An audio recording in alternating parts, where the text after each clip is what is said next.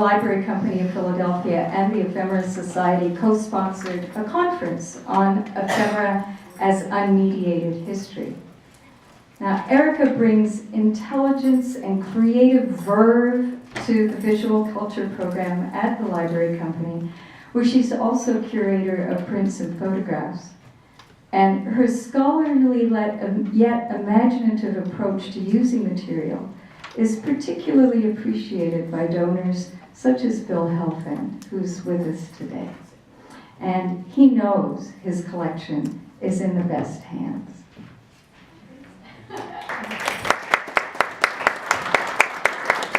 Okay, well, you can hear me.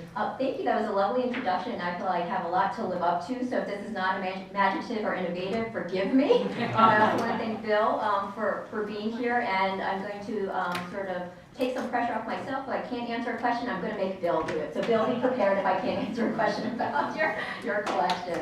So let me get started here. In 1905, journalist Samuel Hopkins Adams wrote nearly a dozen revealing investigative articles about the fraudulent patent medicine industry for Collier's magazine.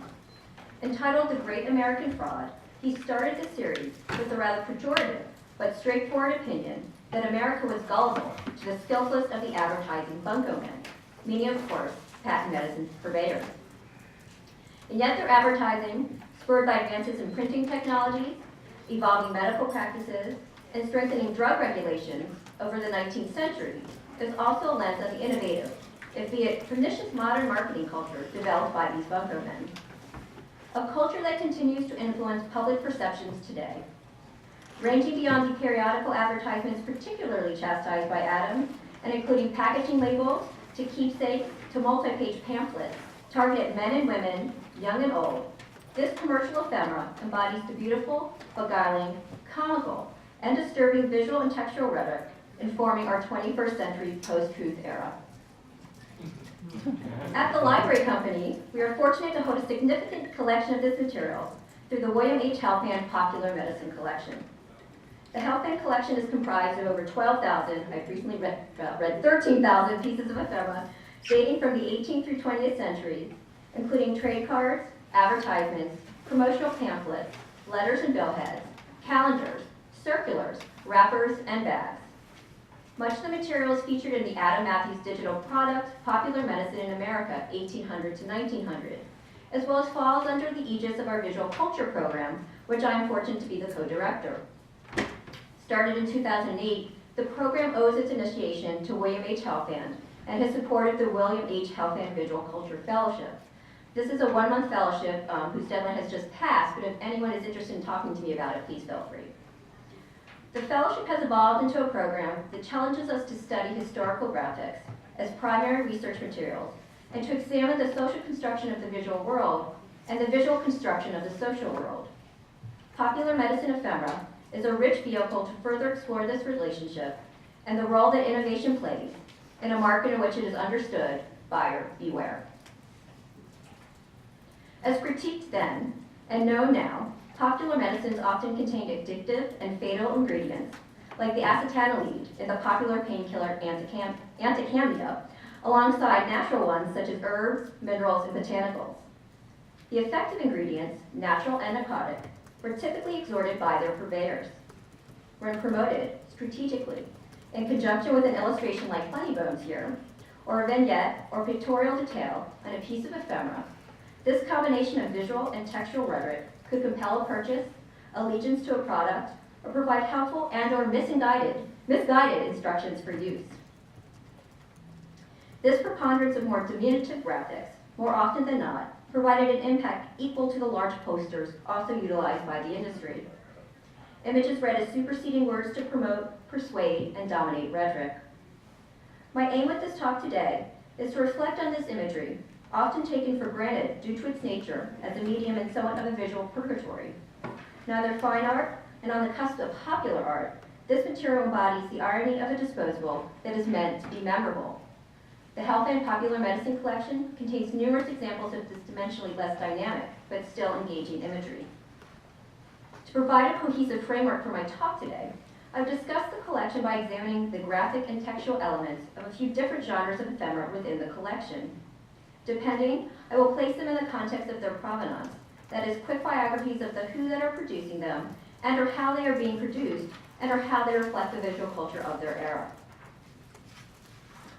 Given the breadth and depth of the Helfand collection, it was a bit of a conundrum as to where to start my discussion. I decided that I should fall back on chronology. In that vein, some of the earliest illustrated commercial ephemera employed by the popular medicine trade were the labels on their products. Although popular medicine manufacturers were not the first to employ labels, they were some of the first businesses in the 19th century to use signed, decorative ones as a mark of authenticity.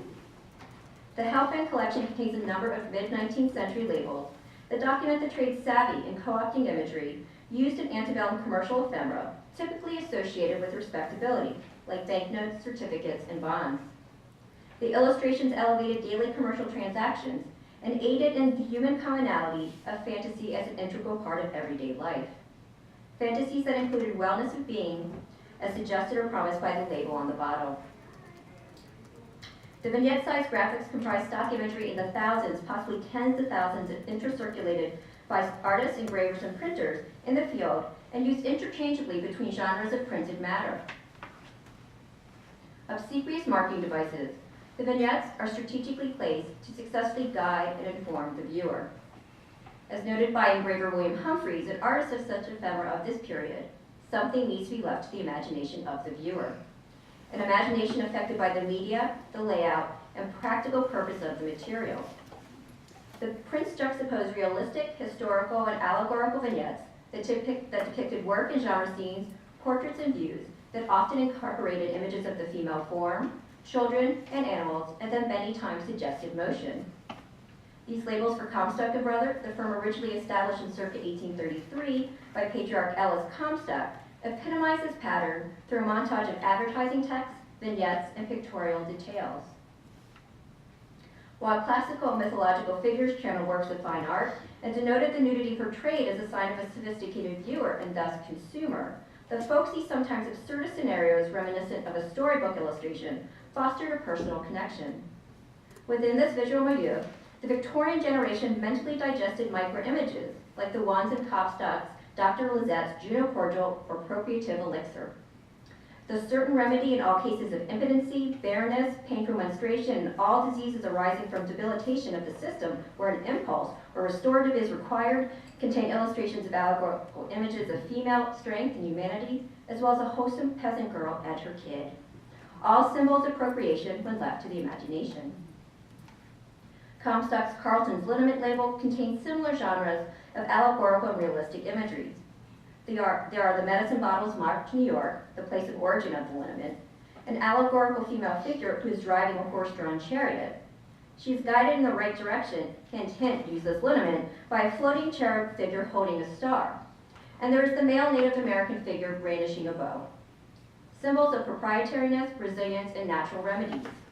Ideals wanted in a medicine that homeopathically cures the discomfort of the sore bottom or distensional muscles one needed to be a productive member of society. The illustrations reflected the popular medicines dealer's prescribed message of restoring impulses or dysfunctional muscles and courted new patrons with accessible miniature art. The imagery also invited the consumer to decipher that dealer's unique narrative for the allegorical views through mediated reading of the interplay of the sets of images and the text. In the case of the popular medicine trade, their success relied on the proactive, some may say gullible, consumer whose visual investment and trust in the label was required. A trust that could be bolstered by copyright statements and signatures of authenticity, both hallmarks of the Comstock products. A somewhat ironic gesture given that by the time of these labels, Comstock and Brother were in the middle of what will become a 2-decade period where the ever-changing members of the firm and corollary firms like Jackson and Company sued, countersued, and filed injunctions for control of the rights and revenues of Comstock medicines. Oppositely, the Comstock firm, known as W.H. Comstock and Company by the late 1860s, also employed perceived realism and transparency as marketing ploys. These circa 1880 trade cards in the Helfand collection show the purported pristine and efficient interior of the Comstock manufactory in the process of making Comstock's dead shot pellet for worms. A dewormer for children that was most likely predominantly sugar. So I think, it's probably fattening them up from the sugar as opposed to the worms were gone. The text on the verso targets mothers and the paramount need to educate themselves about the cure of their children with Comstock pamphlets because, quote, the all-wise creator never intended that more than half of the children should die before they are 5 years old. It is a triple whammy promotion taking advantage of the mother's head, heart, and eyes, not to mention an ad for the pellets as well as Comstock pamphlets. These trade cards are just a few of the over 7,000 in the Helfand collection, representing Victorian-era popular medicine dealers, including pharmacists. This medium had become the ideal vehicle for later 19th century advertising. The palm-sized print started as a novel method of advertisement around the 1860s in tandem with the perfecting of chromolithography in the U.S. Mass production of eye-catching color printed promotions with print runs up to hundreds of thousands proved a boon for both the lithographic printing trade and for all manner of business owners, all who relied on them for increased profits. The Helfand trade cards comprise of stock and customized illustrations concisely document our cultural past with patent medicines and the innovative nature of the medium. If you indulge me for a moment, one can perceive this ephemera as an innovative pre-digital parallel of contemporary innovative digital visual culture. And as such, I want to discuss the concept of motion pervading the content as well as the artifact itself. Advertising with legs, a marketing campaign imperative of the late 19th century print advertising agencies, had started a few decades earlier with the trade card, which, as with the labels, often included illustrations of children, animals, the female form, as well as genre and fantastical scenes. This advertising staple of the Gilded Age epitomizes the multiple connotations of the expression during a period associated with indiscriminate consumerism. Trade cards, as did much small-scale imagery, use full-length portrayal of people and animals, legs and all, to create a sense of motion. They were literally transportable in one's hand, pocket, or bag, and the genre was an advertising fad, and by consequence, a promotion that had legs, a consumer culture with thousands of designs collected and saved in the scrapbooks of women, children, and occasionally men. As many in this audience know, trade cards even had a subgenre of metamorphic versions that literally moved, providing a tactile, interactive visual experience controlled by its handler. A lot of the motifs and themes are comfortingly and jarringly familiar, much more so than the vignettes of the labels, despite the similar themes, and made more resonant by the printed color. As they still prove to do so today, babies constituted popular marketing devices during the 19th century. Although an inappropriate promotional connect today, the Block Brothers Tobacco Company used a baby in the circa 1890 trade card advertising their medicinal cigarettes. Their promotion for their West Virginia mail pouch tobacco epitomizes all the thematic elements, baby, motion, realism, illusion, still employed today in mass media advertising online, and in general that prove familiar and jarring. First, there is the cute, pudgy baby, a realistic portrayal most certainly produced through photography, a sense of motion from his smile, his recoiled foot, and his clutching hands, and a jubilant double entendre aligned on the text and dialogue with the image that cannot be coincidental. It is implausible that the creators of Just Found This Mail pouch did not realize the cheeky double entendre portrayed with the position of the baby's hand. An implication made both innocent yet adult in that this image is a facsimile of a photograph of a real baby. Due to the fortuitous placement of his hand in the right place at the right time when photographed, the banal referential humor of the imagery proves memorable and a little reminiscent of the dancing baby gif at the forefront of digital vignettes. As suggested by art historian Michael Leisha, it can be described as injected by a photovitamin that has super fortified it to be accepted as a truthful fiction, with the print, not the photograph, as the primary medium, as much of a truthful fiction as the medicinal value of cigarettes. Evolving with the popular culture of your era to engage your market indicates innovation as well. These circa 1898 SK food trade cards for milk modifier produced by Smith, Kline, and French also employ children, but to a different effect.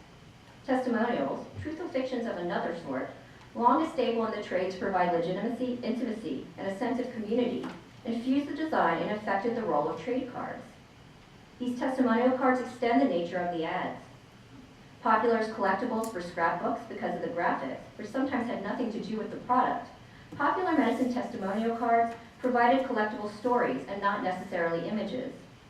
Although perhaps not worthy of a place in a scrapbook, the rhetoric of the trade card proved the worth of the product it advertised. as testified by Mrs. H.S. Davison of Philadelphia through the card on the right, who says, "You can see by this picture how well SK Food has agreed with our boy." I also think a photovitamin is helping him as well. Among the Helfand trade cards are also puzzle cards and their neat, innovative designs. I showcase this hidden image one, The Doctor and His Patients, distributed by C.H.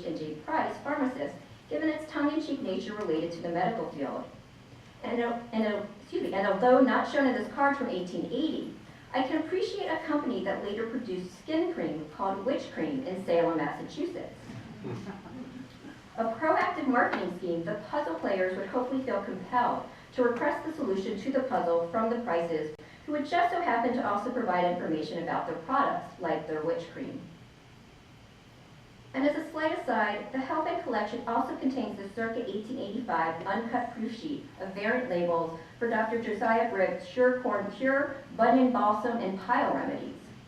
Atypical for labels, it too includes the hidden image theme, as well as documents the printing process of multiple or variant copies of labels on a single sheet. As alluded to with the earlier discussion of labels, name recognition and branding were crucial to the popular medicine trade. As I recently discussed, lithography was as well. C.I. Hood & Company took both to the next level.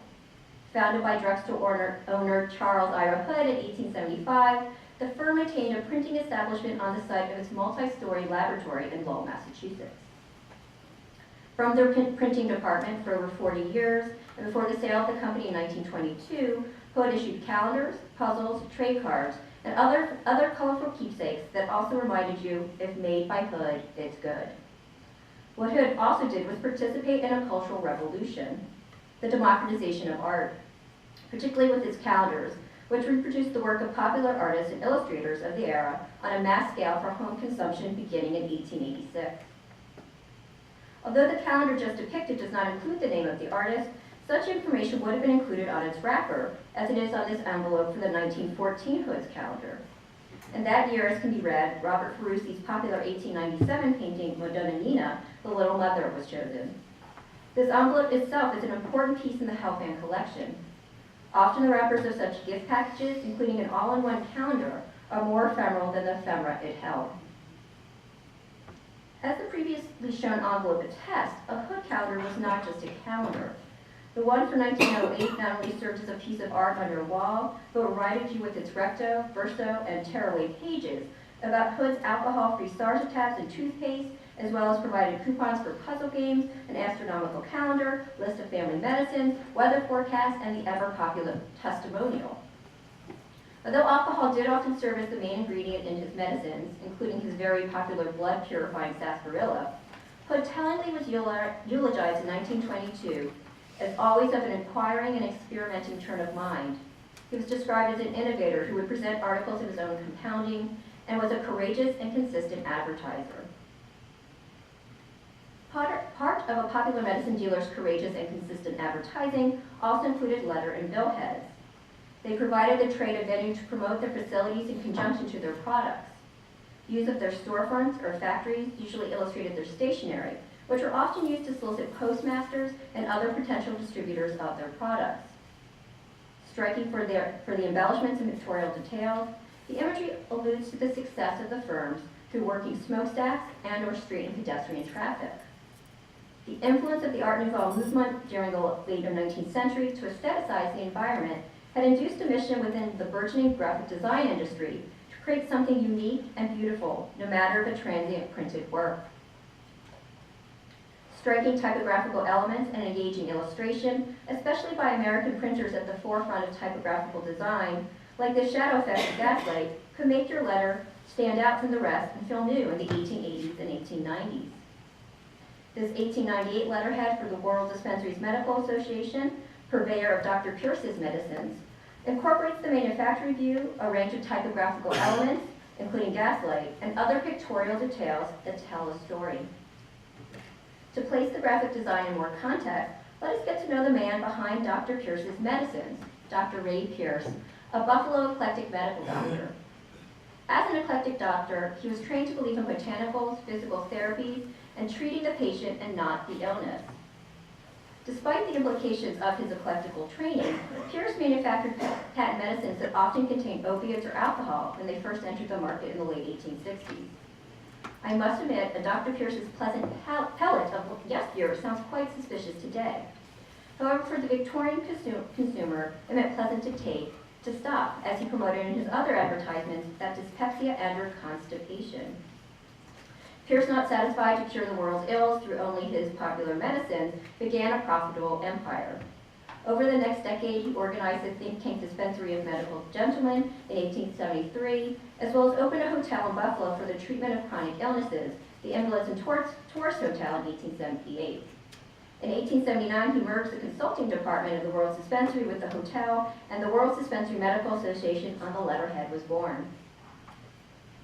Not surprisingly, a believer in free enterprise, the visual and written rhetoric of this letter, including the trademark of the god of medicine on top of and in control of the world, the busy factory, and bold cursive textual elements reflect this. The adjacent and surrounding maverick lettering infuse the views with a neo-modern sensibility. The business feels visually modern, almost trendy and attractive. The savvy consumer buys from the savvy business. The solicitation of the letter adds further credence to this notion in this case. The text refers to the effect of the Spanish-American War on proprietary medicine. Addressed to the retail drug trade of America, the letter bemoans the tax dumping of proprietary medicine to pay for the war, and the resulting forthcoming increase in the price of the association's products. Consequently, in a nod to their ingenuity and that of their retailers, they suggest distributors stock up on their medicines before the tax takes effect. Those who did not bought their Dr. Pierce's family medicines with a tax stamp until 1902. But savvy does not always mean discerning. The term gaslight used to describe the typography could also be used to describe the effect of images produced for the consumers of the imagery and product. Factories are portrayed as pristine, shining bastions of productivity, as evident from the always billowing smokestacks, attracting as well as promoting the modern technologies and mass transits of city life portrayed. What is not shown are the less than optimal work conditions inside the factories, spurring the rise of labor unions, the escalating pollution levels, in the case of the pharmaceutical industry, the aforementioned dubious ingredients of the medicines supplied that were yet to be regulated by the federal government. We can also read the interplay of the typography and vignette as portraying less dubious connotations when not considered as the likeness or brand, but the portrait of the business. A personal connection between the viewer and the business form through the front of the building and the business name fashioned as a signed portrait. The individual creativity of the typography parallels the uniqueness of an individual's signature.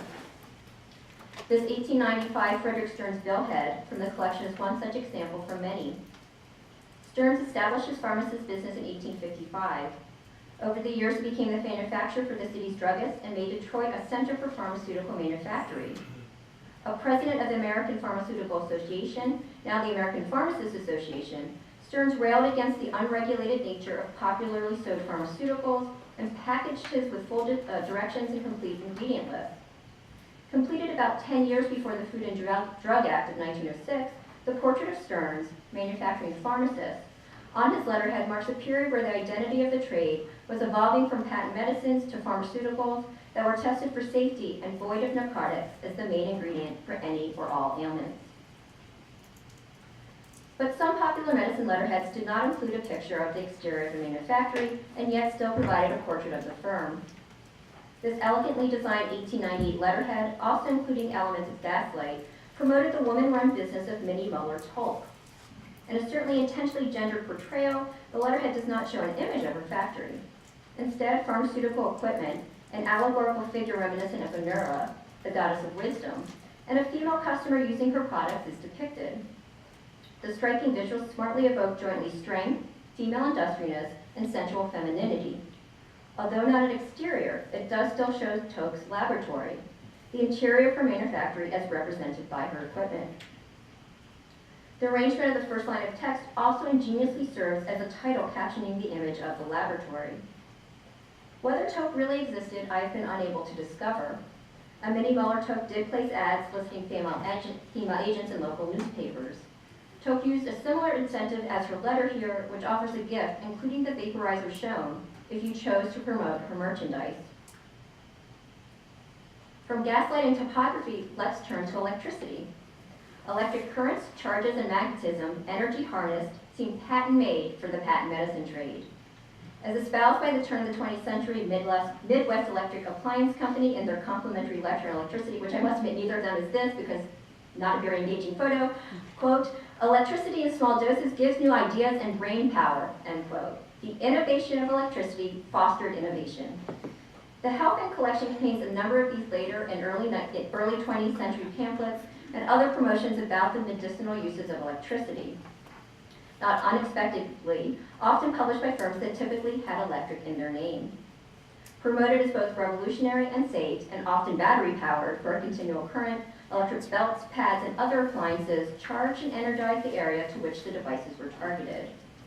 Of course, only if the directions were followed and cost-saving patience prevailed. As noted by the electric pad manufacturing company, quote, "Do not give it up. Try to be almost as patient with it as you would be with a doctor and medicines," misspelled, "both of which cost you its price many times over. Give it a fair trial," end quote. In the broadest terms, however, electricity provided the vitality of life and strengthened, enlarged, or cured the problem area for ailments ranging from headaches to asthma to hernia to impotency and the oft-promoted diseases popular to women. Some, like English-born manufacturer George A. Scott, even advertised electric, really just magnetized, toothbrushes, corsets, hair curlers, and hair brushes as the cure of bad teeth, spinal complaints, headaches, and baldness, respectively, and is so aptly channeled by this trade card. I must admit I was immediately smitten with this ad from about 1890. Although only the electric corset and hairbrush are depicted, you are meant to sense this woman has been made over. Her hair is long, luxurious, and wavy. Her teeth strong enough to chomp on strands of tall grass, which I love, that was and her figure and posture, the picture of vitality. Although most of these devices likely did little than gently shock back then, at the core of their purveyor's rhetoric was a grain of innovative truth. Today's electrocardiograms, defibrillators, and electric shock therapy, although maybe not directly, are indirectly a result of the exploration of these in their day modern medical devices of the 19th century. Where there was an electrified product, there typically was a parallel one that was not. Plaster pads are such a case. The Helfand collection contains dozens of examples of the pads themselves, as well as their complementary advertisements. I must admit I am stretching the innovative theme here, but I just felt the need to show an example from this segment of the collection that provided cures absorbed through the skin naturally. This segue also gives me the opportunity to display one of my favorite advertisements associated with it. This advertising print for the Par English pad represents the rhetorical flip side of the visual and textual language that promotes cure the disease you have to the promotional maximum, if you get it, this will cure it. This circa 1885 ad, through similar imagery mocking the literal and figurative swampy state of Central Park, used mercilessly by New York satiric periodicals of there, like The Judge, plays on Victorian society's fears of the threat of waterborne illnesses. If one should happen to fall sick from a sojourn to a swamp, as so happens in the 19th century, the Par English pad manufactured by the Pittsburgh Company may have served as a cure.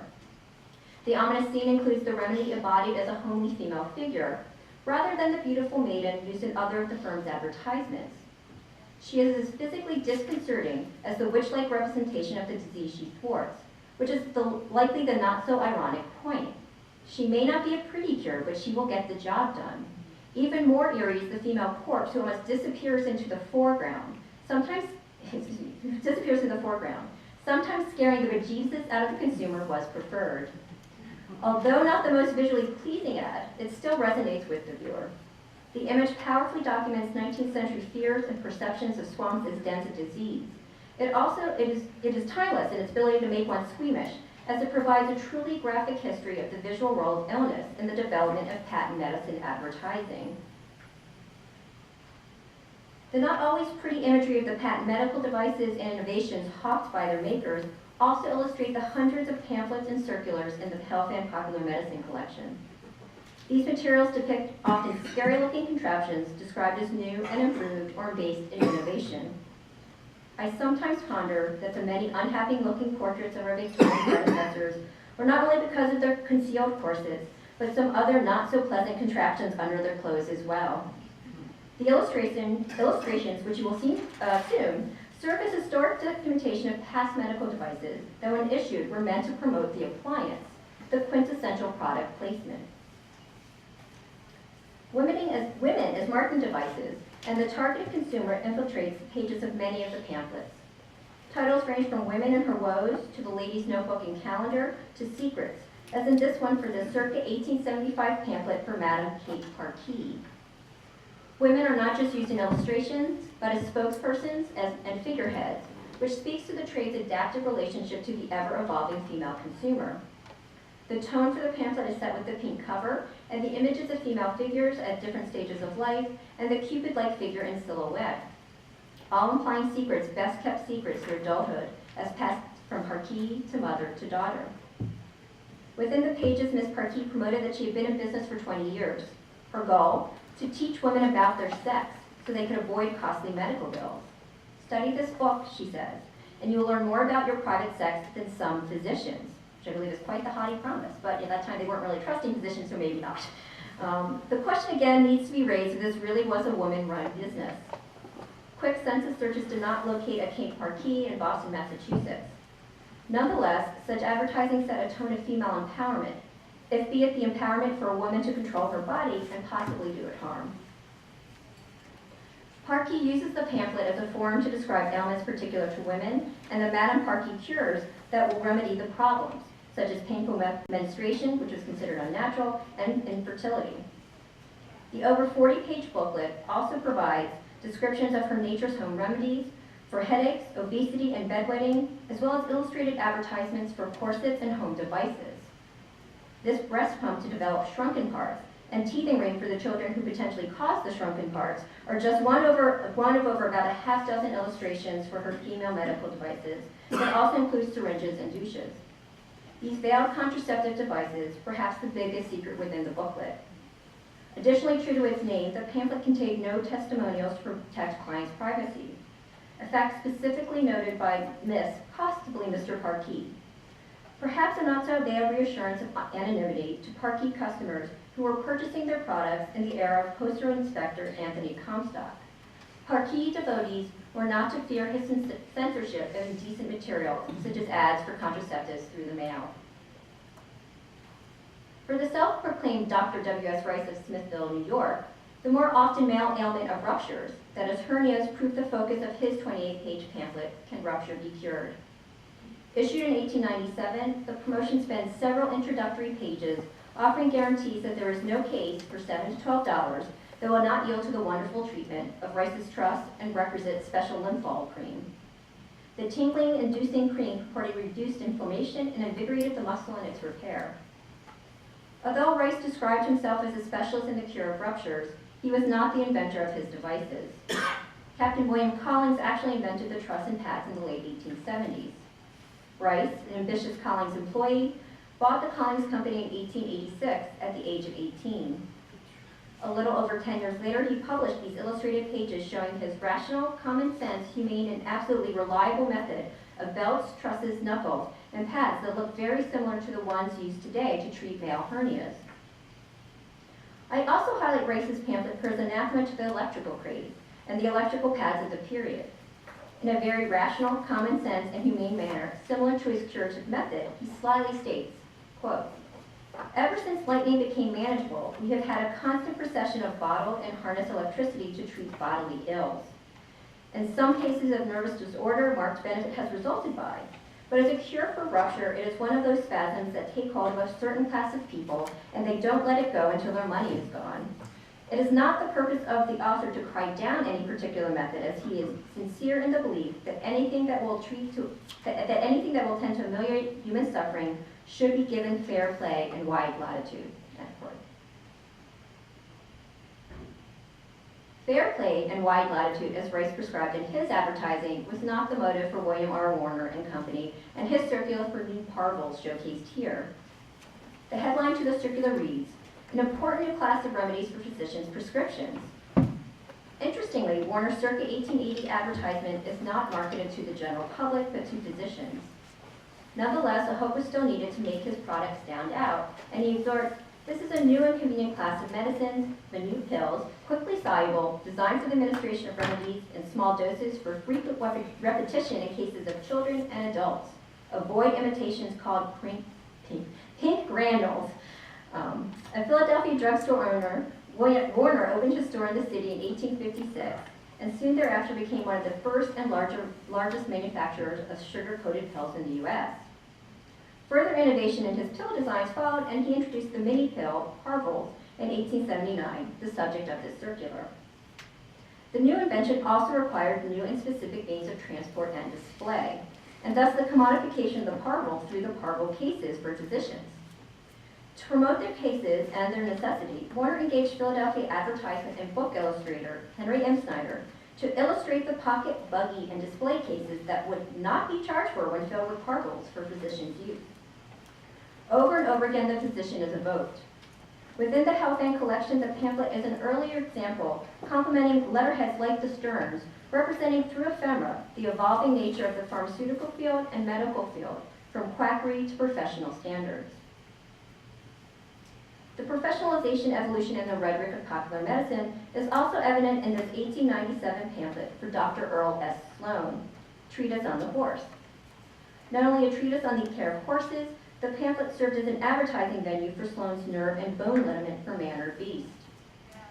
Sloan, the son of an Ohio self-trained horse veterinarian, began marketing the liniment based on his father's formula when he sold it farm to farm in the early 1870s. According to lore, a customer, in a moment of inspiration, decided to apply to his aching back, and the liniment soon thereafter re-entered the market on a wide scale for man or for beast. Known as a brilliant marketer, Sloan, who added doctor to his name, made sure to copyright the cover image, illustrations, and text of his pamphlet. While it predominantly discussed the care of horses, the pamphlet also advertised the liniment and other Sloan horse-specific medicines, like Sloan's worm and tonic powder and common sense paste blister. Described as not the usual advertising scheme to draw money from the public, Sloan promoted his remedies as medicines as a result of scientific theory, from the employ of only skilled chemists, and with a mercantile rating that could be verified by Dun or Bradstreet. He pulled no punches and provided a treatise that contained, quote, expensive plates that are an interesting and profitable study for the lover of the horse, end quote. The expensive plates seem to iterate his statement. Sloan provides diagrams of the physique of the horse, as well as the respiratory, skeletal, and external systems of the animal. One needed to understand the mechanics of the horse to properly treat it. The visuals help the reader understand the textual explanations of the symptoms and cures for colic, laminitis, constipation, and lameness. The anatomically correct illustrations of horses adorn the interior to aid in the veterinary tips provided, while the cover design, with an intimate horse portrait focused on his equine face and those big eyes, draws in the less veterinary-oriented consumer. The visual and rhetorical tone of the Sloan treatise is a juxtaposition of professionalism beginning in the veterinary field and the showmanship of Victorian popular medicine dealers. The back cover, illustrated with his laboratory, depicts the building with an almost circus feel, but the text itself reads as a health manual. The content bolsters Sloan's claim that while book knowledge is essential, without practice it is useless. All in all, the pamphlet marketed itself jointly to the male consumer who wanted to economically care for his horse with constipation, and the female one who just wanted the liniment for her family. From cures for horse constipation, let's turn our attention to human constipation. What better way to end this talk than with a novel advertisement for a laxative? Another favorite from the collection, I think this is my 20th, is the Pluto water game from about 1895. There are just so many things about this piece to bemuse oneself. The most obvious being this is essentially a children's toy promoting a laxative. For me, it screams turn of the 20th century. It's unlikely that today one would find a board game promoting a laxative. But in about 1895, Pluto Water, a natural mineral water product from French Lick, Indiana, issued this one. Cognizant of the popular culture of the era, the water's purveyors based it on America's popular pastime of baseball. Marketing more likely geared to the child or the adult who would purchase the product, the esoterically clever piece provided an innocent tone to an ailment that can make the most happy of a person feel like the product's mascot, the devil. Sinister imagery is figuratively as well as literally at play. Despite the game likely not being marketed years into the 20th century, Pluto water was. Production did not halt until 1971, when the lithium salts within the water were designated as a controlled substance. The William H. Helfand Popular Medicine Collection is a gold mine of the visual and marketing rhetoric of the patent medicine trade during the 19th century. As I said at the beginning of the talk, the breadth and depth of materials made it hard to make selections for a nearly 30-minute presentation. Innovative in concept, design, and targeted marketing, hopefully it provided a useful filter to the ephemera produced by the advertising bunco men of the patent medicine trade that often spoke and continues to speak on its own behalf. Thank you.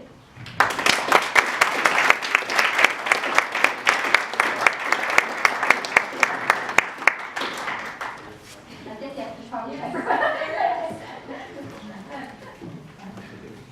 you had mentioned the government coming in with some regulations, I think about 1908. But my question relates to, was there a plethora of deaths, addictions? What was the groundswell behind it? Because the government wouldn't, I don't think, would have done this without some impetus behind it. Well, I think within the industry itself and the doctors who are sort of part of the popular medicine trade, a lot of them were starting to, the AMA, the American Medical Association, had formed in the mid-19th century, and there started to sort of be a competition between, not even competition, but doctors who were formally trained, who did the normal path to medical training, as opposed to the doctors who did old collectible medical training or more homeopathic. There was also, such as the Stearns pharmacist I mentioned, he also became concerned that drugs needed to be regulated and wanted to be obvious on his packaging what the ingredients were. I mean, I think what I also mentioned at the beginning of my talk is there was a series of exposés that were coming out in the early 20th century, really that were going through like so-and-so died from overdosing on the antecambia product. So kind of really bringing it all kind of coming together at the turn of the 20th century. So you have the professionalization of doctors, of the pharmacists, these exposés talking about all these people who are dying from these drugs that are heavy with narcotics and alcohol, which then promoted the Food and Drug Act of 1906. I think it was like a series of things coming together in the turn of the 20th century to cause more of the regulation of the drugs in the medical industry and the pharmaceutical trade. The answer is a little bit. How did you, as a collector, get interested in this particular subject? Well, for me, it's because of the collector that I became interested in this subject. I think Phil could probably speak better to. I might have to start, but I think he's been collecting for years and years, and I think with potentially European material related to medicine that first got you intrigued in. No, okay, I'm wrong with that. Never mind. But when the Bill Helfand collection came to the library company, I was fortunate to do some of the processing for the collection. There was also a time around beginning of materials before that, but we got a grant to catalog and digitize our ephemera collection from 2010 to 2012. So I worked even more with the material, and that's sort of where I stumbled across some of the favorites that I talked about in my talk here. So that's where my appreciation grew for the significance of this ephemera and speaking to the changes in the medical industry and the pharmaceutical industry as well. I don't know if Bill wants to answer that question about. No, he does not. Yes, but an interesting angle. You talk about babies and you talk about fantasist, allegorical lithographs and so forth, and ways, methods of selling this stuff.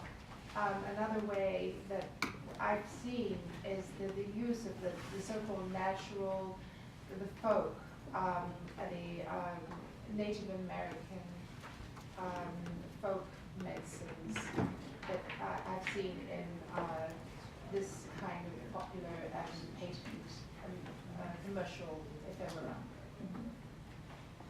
Yeah, I mean, I think that in looking a little bit for the Comstock labels, that were kind of alluding to that with their use of the figure of the Native American picture with the bow. But I didn't go into as much as some of the other advertisements and ephemera that we have in our collection that is very much focused on alluding to natural remedies that are based on Native American law, or so-and-so went, got sick out west, was treated by a Native American shaman, and that's how he got the secret recipe for the popular medicine he is now hawking throughout the country, and that way it can be trusted. And I think what's happening here a lot is there is these remedies are made with natural ingredients, but then also the narcotics and the alcohol. And it's representing the sort of early on the mistrust of the medical field, of doctors themselves. And they are often prescribing cures that seem even more harmful than the popular medicine that is more affordable. And it seems like you're not dying from it,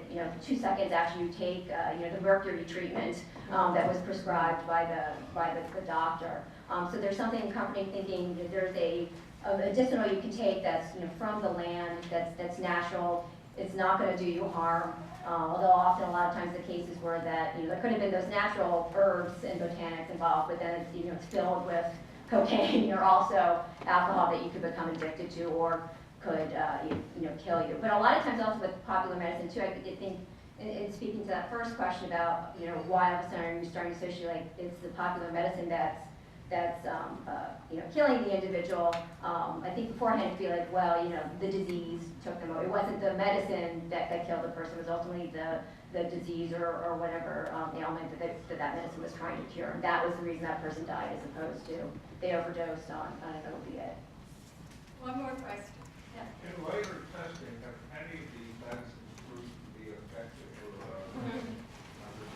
Yeah, I mean, when these exposés started coming out in the early 20th century, I think for the most part it was, no, they weren't really effective.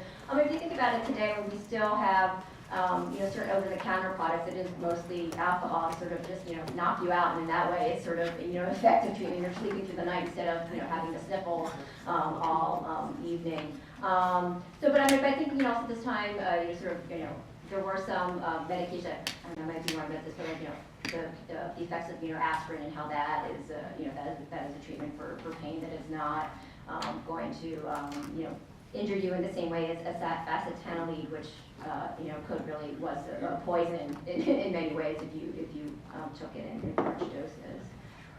But yeah, so I guess that's a little bit around for the most part, no, none of these medications were really effective. Thank you.